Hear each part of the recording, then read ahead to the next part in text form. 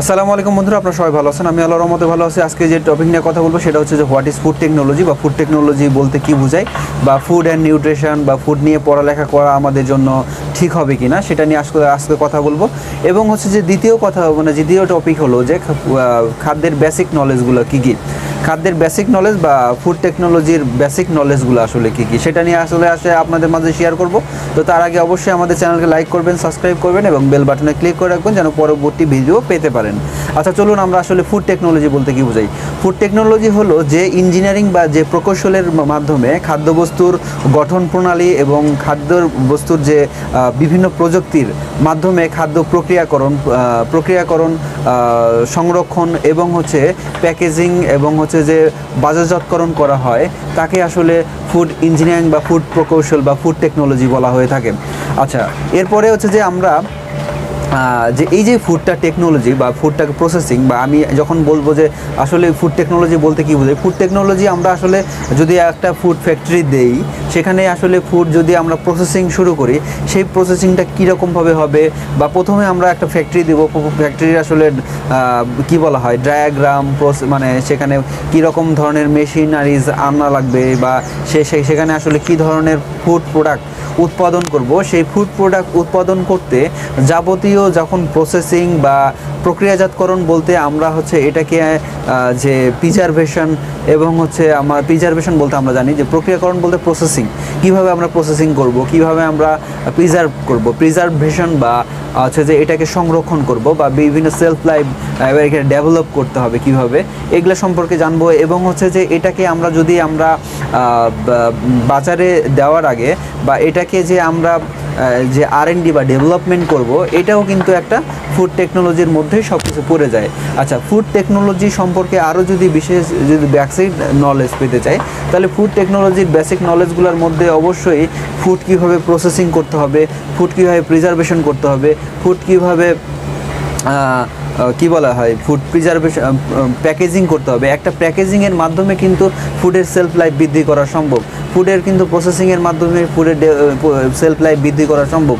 ফুডকে এমনভাবে প্রিজার্ভ করার জন্য বা ফুডকে এমনভাবে মানুষের খাওয়ার উপযোগী করে তোলার জন্য ফুড কোয়ালিটি কন্ট্রোলের মাধ্যমে, ফুডের R&Dর মাধ্যমে, R&D বলতে আমরা রিসার্চ অ্যান্ড ডেভেলপমেন্টের মাধ্যমে ফুডকে কতদিন আমরা মানুষের জন্য সেফ, মানে ফুড সেফ হিসাবে তারা যে কনজিউম করবে, এবং হচ্ছে এই ফুড প্রোডাক্ট যেন হচ্ছে যে বিভিন্ন ব্যাকটেরিয়া বা বিভিন্ন মাইক্রো অর্গানিজম, বিভিন্ন ভাইরাসের থেকে অ্যাটাক যেন না হয়, বা এই যে সংরক্ষণ পদ্ধতি বা হচ্ছে যে প্রসেসিং পদ্ধতি, এই পদ্ধতি গ্রহণ করাকে আমরা আসলে ফুড টেকনোলজির মধ্যে আসলে সব পড়ে যায়। বা হচ্ছে যে আমরা হচ্ছে যে ফুড টেকনোলজিতে এমন ফুড অ্যান্ড নিউট্রিশন বা টেকনোলজির মধ্যে এমন একটা এখন যে ভেরিয়েশন আসছে, সেটা হচ্ছে যে ফুডের সাথে এখন নিউট্রিশন অ্যাড করে দেওয়া হয়েছে। কারণ হচ্ছে যে একটা মানুষের বেঁচে থাকার জন্য শুধু ফুডের দরকার, সাথে নিউট্রিশনেরও দরকার আছে। কারণ ফুড শুধু খাইলে বা কনজিউম করলেই হবে না, ইনটেক করলেই হবে না, তার সাথে নিউট্রিশন ভ্যালু অবশ্যই থাকতে হবে। কারণ একটা ফুডের মধ্যে সকল নিউট্রিশন ভ্যালু থাকে না। যেমন আমি হচ্ছে যে শুধু আমি যদি ভাত আর ডাল আর মাছ খেয়ে আর ভাত খেয়ে থাকি, তাহলে কিন্তু আসলে আমাদের স্বাস্থ্য ওই রকমভাবে বিভিন্ন রকমভাবে আমাদের রোগ প্রতিরোধ ক্ষমতা গড়ে উঠবে না। সেক্ষেত্রে আমাদের যে খাবারগুলো আছে, যে নিউট্রিশন ভ্যালু যেসব খাবারে আছে বা অতিরিক্ত মানে আমাদের পুষ্টিগুণ যেসব খাবার আছে, এইসব খাবারও আমাদের ইনটেক করতে হবে। সেক্ষেত্রে আমরা আসলে কোন খাবার ইনটেক করব, কোন খাবার বর্জন করব, কোন খাবারটা আমাদের শরীরের জন্য হেলদি, এই সকল প্রসেসিং ব্যাপারটা বা সকল কিছু ব্যাপারগুলো নিয়ে আসলে ফুড টেকনোলজি মানে আসলে গঠন হয়েছে।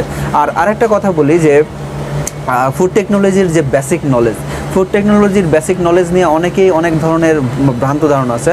আসলে ফুড টেকনোলজির যে বেসিক নলেজগুলো এর মধ্যেই চলে আসছে, যে কীভাবে বেসিক নলেজগুলো কীভাবে প্রিজার্ভ করতে হবে, কীভাবে প্রসেসিং করতে হবে, কীভাবে আমাদের খাদ্য প্যাকেজিং করতে হবে, কীভাবে বাজারজাতকরণ করতে হবে, কীভাবে খাদ্যকে ডেভেলপমেন্ট করা যায়, কীভাবে খাদ্য আমি একটা বাজারে ছাড়লাম, ওই খাবারটা কতদিন বাজারে যে টিকলো, বা ওই খাবার খেয়ে মানুষের কোনো প্রবলেম হলো কি না, বা আমরা যেসব নিউট্রিশন ভ্যালু অ্যাড করছি ওগুলো ঠিক আছে কিনা, এই যে এই বিচার বিশ্লেষণ, এটা কি ম্যানেজমেন্ট সিস্টেম, যেটাকে কোয়ালিটি ম্যানেজমেন্ট সিস্টেমের মধ্যে আসলে আমাদের দুইটা হয়, সেটা হচ্ছে যে কিউসি এবং কোয়ালিটি কন্ট্রোল এবং হচ্ছে কিউএ কোয়ালিটি অ্যাসুরেন্স।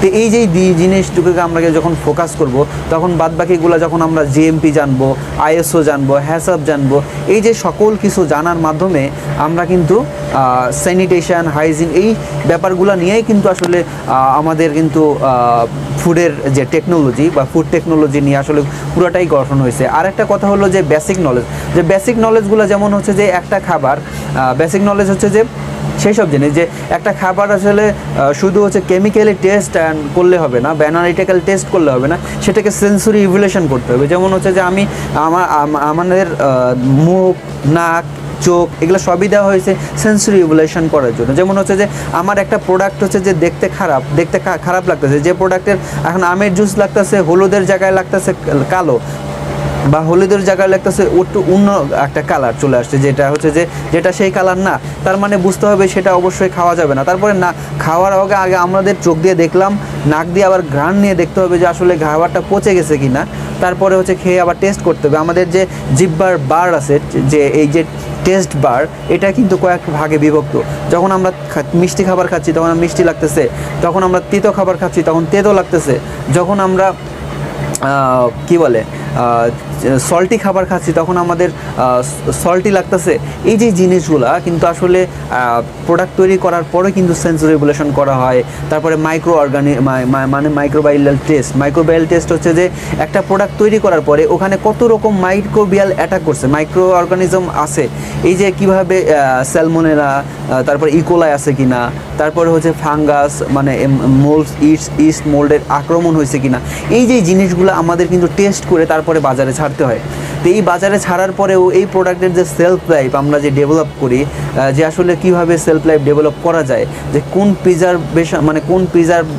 মানে কীভাবে প্রিজার্ভ করলে এই ফুডটা থাকবে। যেমন আমাদের হচ্ছে যে একটা মিল্ক, একটা যদি সাপোজ আমরা প্রসেসিং করলাম, এটা কিন্তু প্রসেসিং করতে হয় কয়েকটা স্টেপে।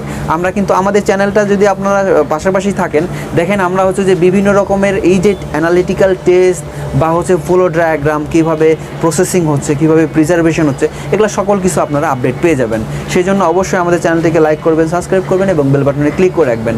আর যেটা বলতেছিলাম, যে এই যে ফুডটা প্রিজার্ভ করতে গেলে আমাদের হচ্ছে যে কতটুকু পরিমাণ হচ্ছে যে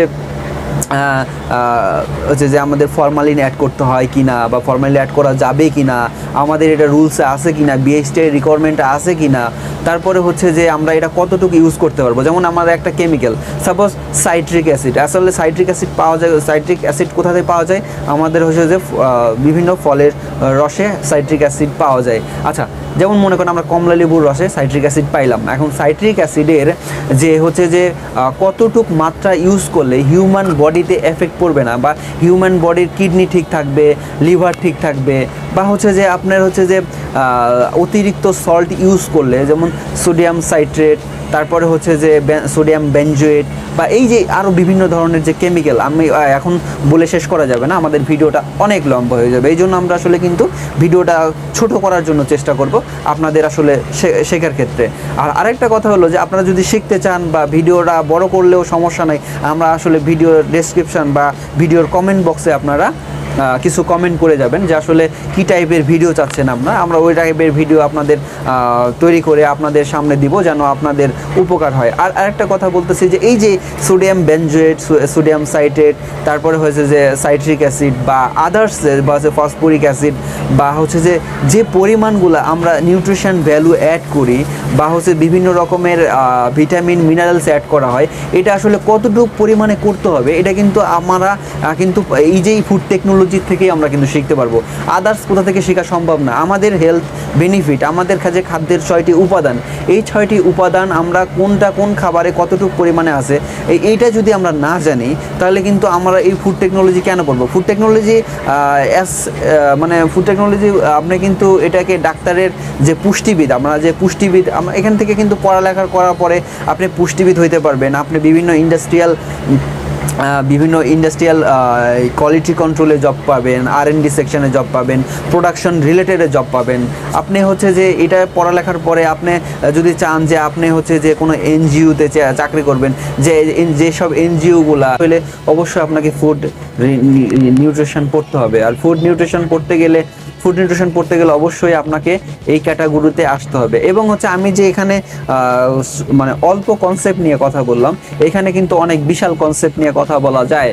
এখানে আমরা কিন্তু শুধু এই যে food processing, food preservation, food packaging, distribution, marketing analysis, customer focus বা এই যে জিনিসগুলো যদি আমরা যখন অ্যানালাইসিস করতে যাব, কিন্তু আসলে আমাদের ফুড টেকনোলজিতে চলে যেতে হবে। একটা প্রোডাক্ট নষ্ট হচ্ছে, কেন নষ্ট হচ্ছে, কি কারণে নষ্ট হচ্ছে, এগুলো আপনাকে জানতে হবে। টমেটো, এই যে টমেটো বা এই শীতকালীন সবজি আমরা কিন্তু গরমকালেও খেতে পারতেছি। এটা কিসের কারণে? এই কোল্ড স্টোরেজের মাধ্যমে। এই কোল্ড স্টোরেজ কি কত ডিগ্রি টেম্পারেচারে মানে মেনটেন করতে হয়, কোল্ড স্টোরেজের মানে কত ডিগ্রি মেনটেন করলে এটা এই ফুডটা কোল্ড স্টোরেজ মেনটেন করলে এই ফুডটা কতদিন পরিমাণে প্রিজার্ভ করা সম্ভব এবং কতদিন পরিমাণে এটা ভালো থাকবে, বা কি কি এই প্রিজার্ভেশনের মাধ্যমে এই টেম্পারেচারের মাধ্যমে কি কি ব্যাকটেরিয়া অ্যাটাক করতে পারে, এই ব্যাকটেরিয়াগুলো অ্যাটাকের মানে প্রতিরোধ অবস্থায় কি করা উচিত। এবং এই যে দেখেন, শুধু হচ্ছে যে খাবার যে সংরক্ষণ করতে গেলে আসলে বিভিন্ন রকমভাবে খাবার সংরক্ষণ করা যায়, খাবারে কোন ভিটামিন আছে এটাও আমাদের কিন্তু জানতে হলে ওই ফুড টেকনোলজিতে আসতে হবে। এবং হচ্ছে যে কার্বোহাইড্রেট একটা মানুষের প্রতিদিন কতটুকু দরকার এটা জানতে হলে আমাদের ফুড টেকনোলজিতে আসতে হবে। এবং আমাদের মানে প্রোটিনের অভাব হলে কি হবে, বা স্নেহ জাতীয় খাবারের অভাব হলে আমাদের কি কি রোগে আক্রান্ত হব, এই যে জিনিসগুলো জানতে হলে আমাদের ফুড টেকনোলজি পড়তে হবে। সেক্ষেত্রে আমাদের আসলে বলতেই পারি যে ফুড টেকনোলজি পড়তে গেলে আমাদের একজন হচ্ছে যে পুষ্টিবিদ হতে পারবেন।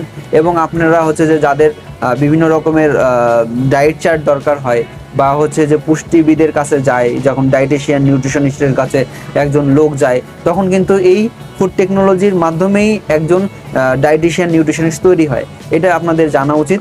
এবং হচ্ছে যে যাই হোক, বেসিক নলেজ এরকম মনে করেন যে বেসিক নলেজ আরও কিছু জানতে চাই, যে একটা ফ্যাক্টরি দিতে গেলে কি কি দরকার হয়, সেটা যদি জানতে চান অবশ্যই আমাদের কমেন্টস বক্সে আপনারা যদি উদ্যোক্তা হইতে চান, একটা ফুড ফ্যাক্টরি দিতে গেলে কি কি ডকুমেন্ট রিকোয়ারমেন্ট হতে পারে সে সম্পর্কে যদি আপনারা জানতে চান, অবশ্যই আপনারা কমেন্ট বক্সে আপনারা জানিয়ে দেবেন বা আমাদের কাছে কমেন্ট করবেন। ঠিক আছে? তো আসলে সবাই ভালো থাকবেন, আল্লাহ হাফেজ। আর যত পারি আপনাদের আসলে হেল্প করার চেষ্টা করব। তো আসলে আমার জন্য দোয়া করবেন। সবাইকে আল্লাহ হাফেজ।